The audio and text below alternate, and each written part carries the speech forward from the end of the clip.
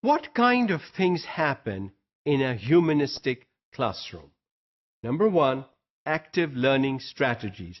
Because the humanists believe that young people are not passive recipients, they are not going to sit still in silence from 8 to 1. It's an unrealistic classroom expectation. So what do? Involve them in activities, in constructive activities. Yes, young people will talk. They're not going to be silent for 6 hours of the day, sitting in your classroom. So, instead of making sure that we provide them with constructive talking activities in the classroom, we focus on, you open your mouth and you'll be punished. That doesn't work anymore. Provide constructive talking experiences in the classroom. After all, in the real world, in the job market, these students are going to be talking, going to be actively involved, going to be working in groups, rather than sitting at their desks the whole day doing things on their own. So, the humanistic school, through these active learning strategies and activities, promote cooperation among students rather than competition. And the humanistic school would like to do away with the competition aspect of education and focus more on the cooperation aspect of education. How do we learn together? Not, this is my work. If I help you, you'll also get the A grade. That's not what the humanistic school of thought recommends. Conflict resolution.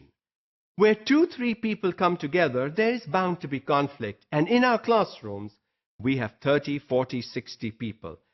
Somebody will not agree with somebody and something will go wrong. There will be some form of conflict. What do? As the teacher, you see, most teachers ignore conflict in classrooms. They act deaf, blind, I didn't see it, I didn't hear it, and so on. It doesn't work. Address the issue, because if you won't resolve the conflict, it will become worse.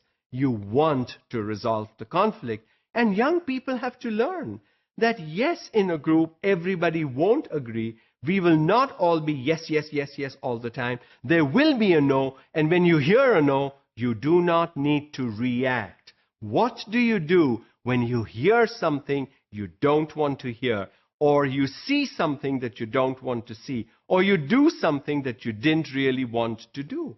A conflict will arise. And how do you address the conflict?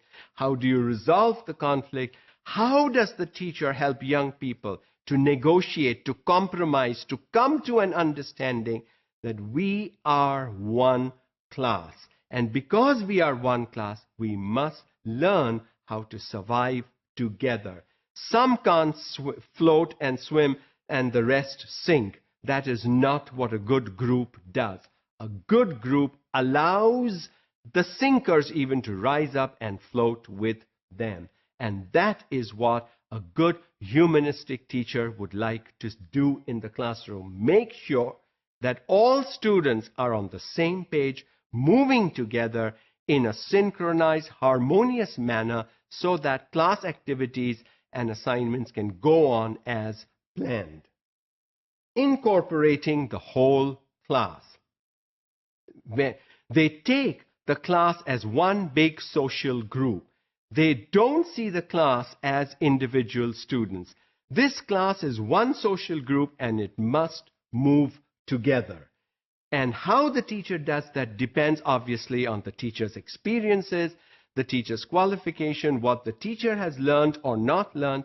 And so, in a humanistic classroom, individual students will not be cited. If somebody does well, the group does well. If somebody fails, the group has failed. And that notion that we are one, we have to be united, we must stay together, this cohesiveness, this attraction within the group is what a humanistic teacher would strive to build.